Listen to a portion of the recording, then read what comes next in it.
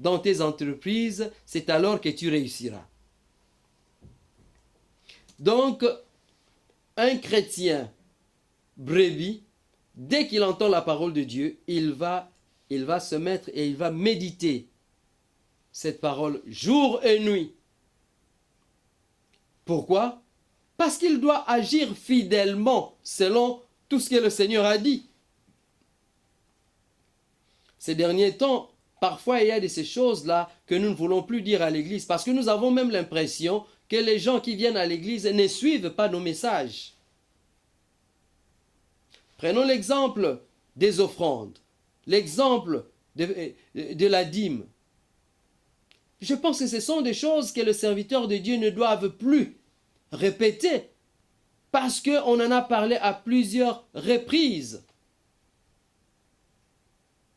On ne peut pas aller dans la face du Seigneur sans offrande. Parce que le Seigneur même appelle qu'on entre dans le parvis avec des offrandes. Mais les gens vont à l'église sans offrande. C'est comme si leurs pasteurs n'en ont jamais parlé. Pourtant, les serviteurs de Dieu en parlent régulièrement. La Bible dit que nous puissions mettre Dieu à l'épreuve, que nous puissions payer la dîme. Mais beaucoup de gens ne payent pas leur dîme. Et ça, c'est une dette. Parfois, vous avez des problèmes dans votre vie. Vous vous demandez pourquoi mes affaires ne réussissent pas. C'est parce que vous ne payez pas la dîme. Vous avez une dette auprès de Dieu parce que toute personne qui ne paye pas sa dîme a une dette d'1/5. Donc la fois prochaine, quand vous allez pour payer votre dîme, vous devez ajouter 1/5. C'est une dette.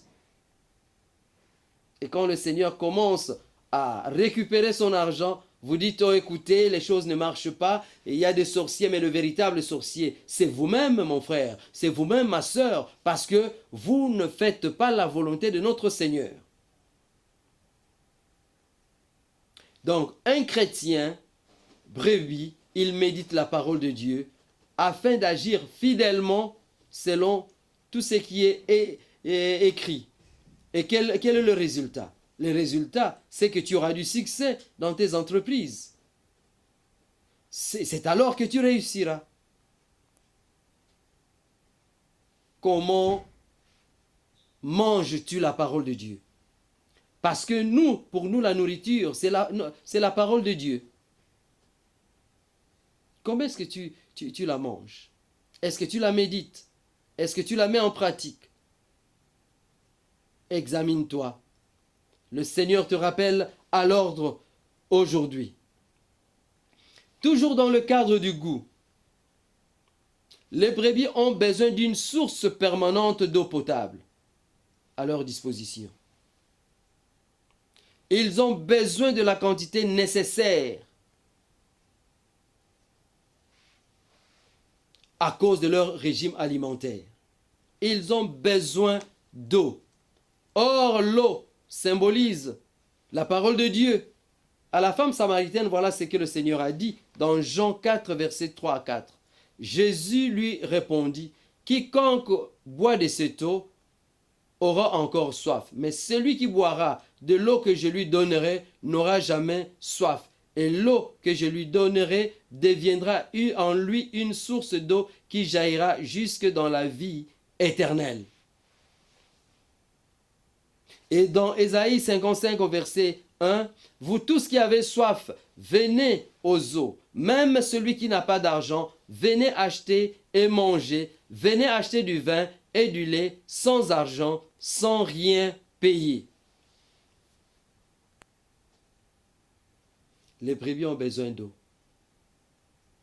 Voilà pourquoi souvent les pâtirages sont à côté d'un cours d'eau. Et si le pâturage n'est pas à côté d'un cours d'eau, le berger fait de son mieux afin de mettre une possibilité d'eau là où se trouve son troupeau.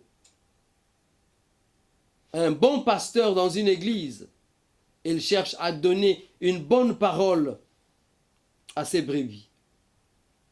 Est-ce que vous avez besoin de la parole? Il y a des gens qui ne méditent même pas leur Bible, ils ne lisent pas leur Bible, ils attendent seulement les dimanches pour aller à l'église. Est-ce que vous avez seulement besoin d'eau, vous, dans votre vie? Une brebis aime manger. Les brebis sont intéressées par les aliments. Et le fait d'être souvent nourri par l'homme fait qu'on le voit venir solliciter même les gens pour avoir de la nourriture. Si vous êtes un chrétien brebis, vous devez solliciter même votre pasteur. Dès que vous lisez un passage, vous ne comprenez pas, vous sollicitez votre pasteur à comprendre ce que ce verset voudrait dire. Il y a par exemple une maman que j'aime beaucoup. Elle n'est même pas dans notre église, mais elle m'appelle régulièrement. Dès qu'elle a un problème, il y a un verset, elle voudrait avoir plus d'éclaircissement là-dessus. Elle m'appelle pour me demander ce que cela signifie. Voilà un chrétien brebis. Elle aime manger la parole de Dieu. Elle aime comprendre la parole de Dieu. Elle aime entendre la parole de Dieu afin de la mettre en pratique. Notre nourriture, c'est la parole de Dieu. Parce que dans Jean 6, verset 35, Jésus leur dit, « Je suis le pain de vie.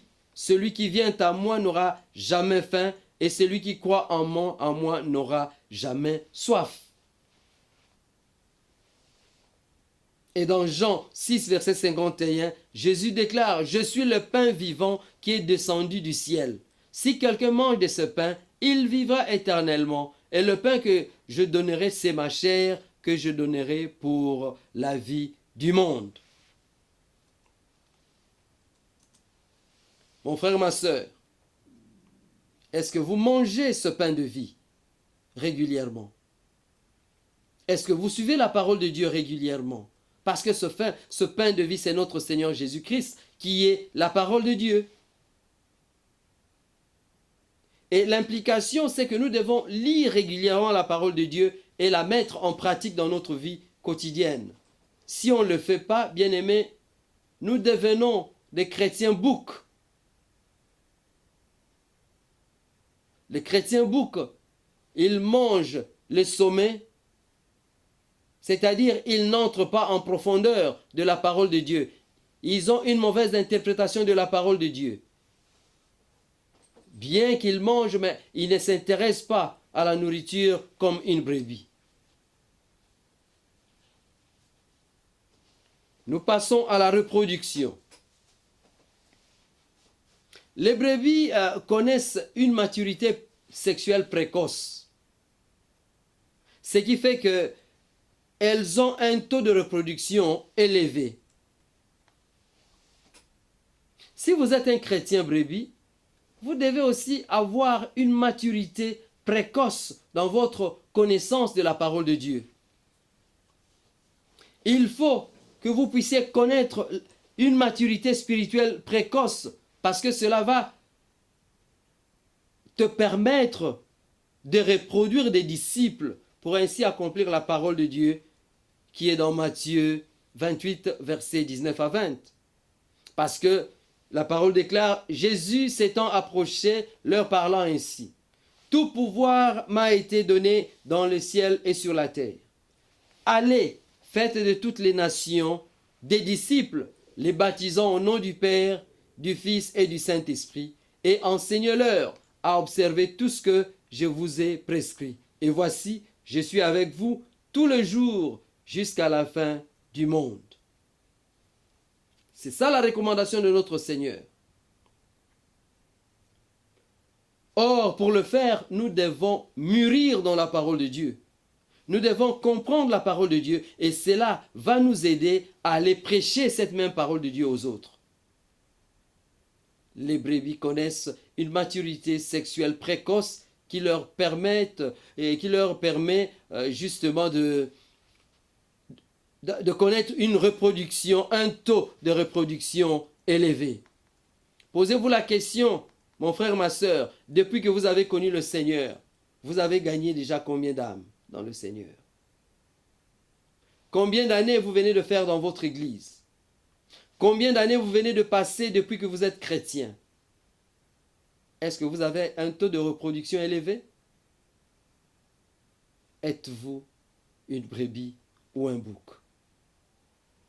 Si vous êtes une brebis, Vous devez avoir cette maturité précoce. Si vous êtes une brebis, vous devez évangéliser. Si vous êtes une brebis, vous devez chercher ceux qui sont perdus, parce que le Seigneur Jésus est venu pour sauver nous qui étions perdus. Je vous dis, bien-aimés, le Seigneur a beaucoup de choses. Quelles sont les précautions à prendre devant toute cette situation? S'il y a à gauche des boucs et à droite des brebis, il y a des précautions à prendre. La première des choses, nous devons éviter de mélanger les brebis avec le bouc. Nous devons éviter de nous mélanger avec les païens, à moins que ce soit pour un cas d'évangélisation, parce qu'ils risquent de vous entraîner dans leur façon de vivre. Les brebis et les chèvres sont étroitement liés, mais ce sont des espèces bien séparées, de sorte que même les hybrides sont rares et sont toujours stériles. C'est-à-dire, si on prend un bouc et une brebis, on les met ensemble afin de donner des petits, eh bien, l'hybride sera stérile. Et l'hybride d'une brebis et d'un bouc est appelé un chabin ou ovicapre. Et cet hybride est différent du mouton, il est différent de la brebis. Pourquoi? Parce que même dans sa constitution, il aura 57 chromosomes. Alors que les brebis et les moutons en ont 54, et tandis que les chèvres et les boucs en ont 60. Le nombre de chromosomes diffère. 54 pour les brebis, 60 pour les chèvres et 57 pour l'hybride. Mais bien aimé dans le Seigneur, qu'est-ce que la Bible dit là-dessus? Dans la Bible, il y avait aussi une interdiction de donner une juive à un incirconcis ou de prendre une femme d'un groupe incirconcis. Donc la Bible défend même ce mélange. Mais vous ne voulez pas suivre ce que la Bible dit. Oh non, non, non, ce sont mes amis, je vais vivre avec eux. Mais ils vont vous influencer. Vous deviendrez stérile, bien-aimés. Parce que cela est lié au concept des élus. On retrouve cette interdiction déjà dans l'ordre que donne Abraham à son serviteur. Voilà ce qu'Abraham avait dit. Je te fais jurer par Yahweh, le Dieu du ciel et le Dieu de la terre, que tu ne prendras pas pour mon fils une femme parmi les filles des Cananéens, au milieu desquelles j'habite. Ça se trouve dans Genèse 24 au verset 3. Et si nous continuons, nous verrons dans le livre d'Esdras beaucoup d'insistance sur cette interdiction. Cela se trouve dans Esdras 9, versets 2 à 3. Qu'est-ce que Esdras avait déclaré? Voilà, vous avez commis une infidélité en épousant des femmes étrangères. Ainsi avez-vous ajouté à la faute d'Israël. Mais à présent, rendez grâce à Yahweh, le Dieu de vos pères, et accomplissez sa volonté en vous séparant des peuples du pays et des femmes étrangères. Esdras 10, versets 10 à 11. Ainsi, ce livre même se termine par la liste de coupables qui avaient pris des femmes étrangères, lesquelles ont même accepté de renvoyer ces femmes. Et si vous voulez lire cela, vous le trouvez dans Esdras 10, au verset 44. La Bible nous présente une interdiction de nous mêler avec les incirconcis, avec les païens. Nous pouvons aller vers eux seulement dans le contexte de l'évangélisation afin de les gagner au Seigneur. Que faites-vous dans votre vie? Examinez votre entourage. Êtes-vous entouré de brebis? Êtes-vous entouré de boucs? Parce que, bien-aimés, si vous êtes entouré par des boucs, vous finirez par être influencé par ce bouc. Nous devons faire usage du discernement. Parce que le bouc a un comportement qui le pousse à créer des trous sur l'enclos pour s'évader. Et comme je l'ai dit, ces trous peuvent même faire fuir des brebis. Et nous le voyons à l'église. Nous trouvons parfois, il peut y avoir un frère ou une sœur qui arrive. Vous ne savez pas que c'est un bouc. Et dès que ce frère ou cette sœur arrive à l'église, il commence par conseiller, donner des mauvais conseils aux frères et aux sœurs qu'il trouve à l'église. Ce sont ces gens qui trouvent les défauts de pasteurs à l'église. Ils commencent à influencer les membres et facilement, ils peuvent emporter ces membres. Et je vous dis, bien-aimés, ces boucs ne sont pas seulement les fidèles. Il y a aussi des boucs, même parmi les serviteurs de Dieu, des pasteurs qui viennent pour pêcher dans l'aquarium. Êtes-vous un bouc? Êtes-vous une brebis? Nous voyons, bien-aimés, que le Seigneur a fait allusion à ces deux bêtes en connaissance de cause. Il y a des différences parmi ces deux bêtes. Le bouc aime le combat, se battre, aime être en conflit, tandis que la brebis aime une vie paisible. Qu'est-ce que nous pouvons dire en conclusion? Les brebis qui seront sauvés sont les gens qui ont aidé les autres, comme le Seigneur l'a dit. Les gens qui seront miséricordieux. Les gens qui ne se seront pas détournés de ceux qui étaient dans le besoin. Et les boucs, ce sont des gens qui ont vécu dans des actes d'omission. Ils seront mis à gauche à cause des choses qu'ils n'ont pas faites.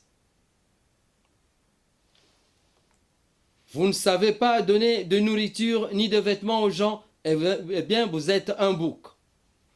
Ainsi, ce sont les actes de charité qui sont la clé du salut. Et en examinant ce passage allégorique, nous pouvons facilement associer les 4 clés que Jésus a données au comportement de brebis et de bouc. Comment est-ce que nous pouvons le faire? Jésus a dit que ceux qui sont classés à droite comme brebis, c'est à cause de la nourriture qu'il donnait à Jésus-Christ et de l'eau qu'il donnait à Jésus-Christ. Mais ne peut donner à manger à autrui que celui qui comprend l'importance de manger. Or, nous avons vu que la brebis aime manger. Ainsi, la brebis comprend l'importance du manger. Un chrétien brebis connaît l'importance de la parole et il est prêt à aller prêcher cette parole auprès de ceux qui ne connaissent pas encore le Seigneur Jésus-Christ. Ne peut donner de l'eau à celui qui a soif que celui qui en comprend l'importance. Et nous avons vu que la brebis a besoin d'eau potable à cause de son régime alimentaire. Ainsi donc, une brebis vit toujours à côté d'eau. Un chrétien brebis vit toujours à côté d'eau. Il sera prêt à donner de l'eau à quiconque a soif. Ne peut rendre visite à autrui en cas de maladie que celui qui comprend la vie en société.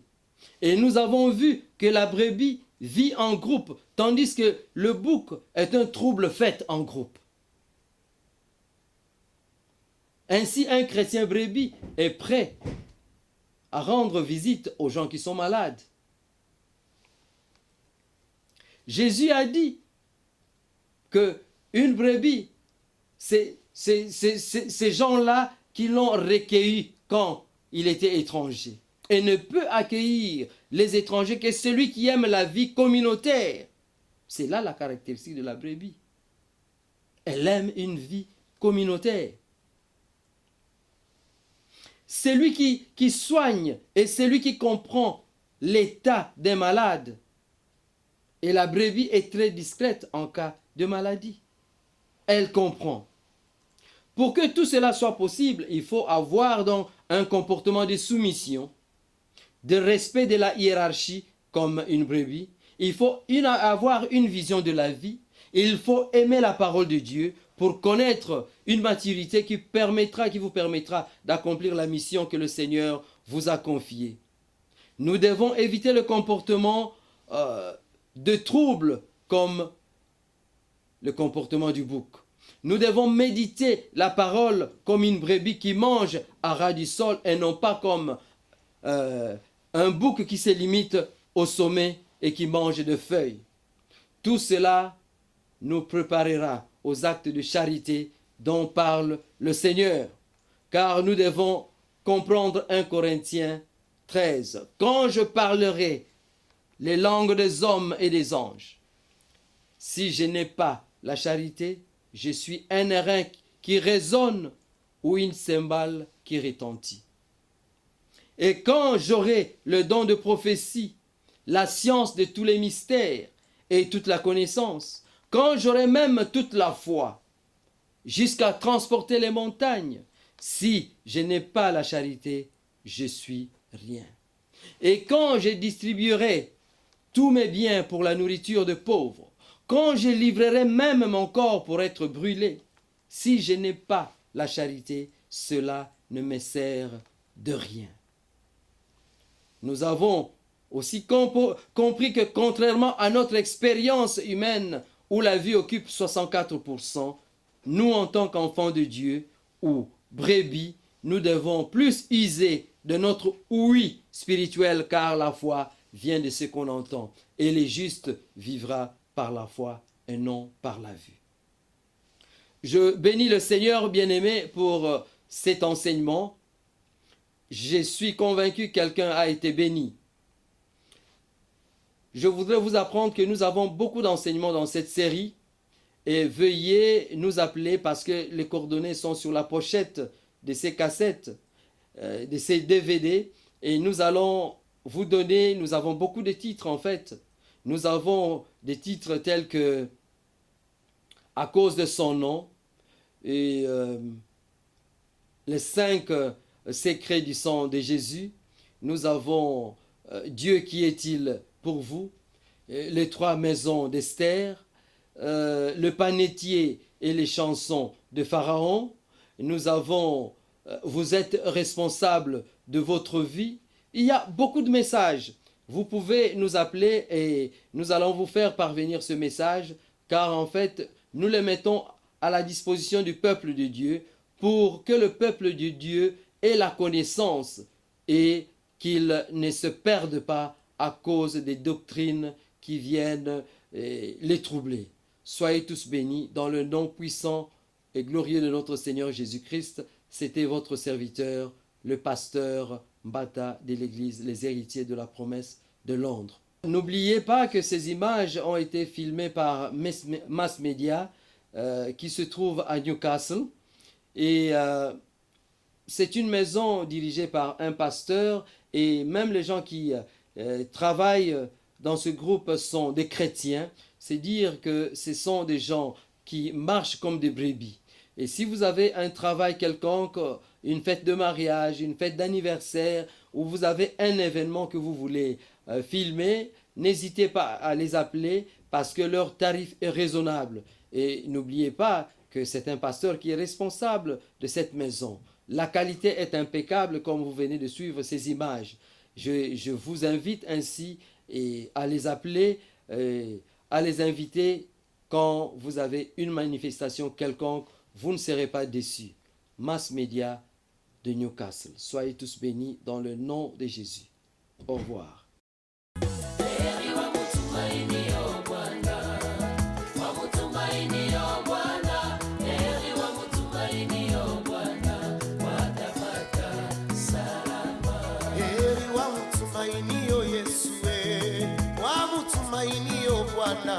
Heri wa mutumainio Yesu watapata salama.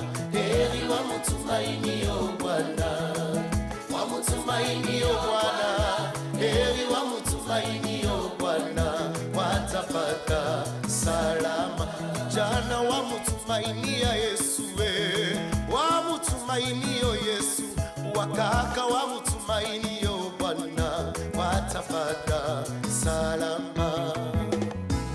Unastahili kuabudiwa, unastahili Baba, unastahili kuabudiwa, unastahili jemadari wangu, unastahili kuabudiwa Baba, unastahili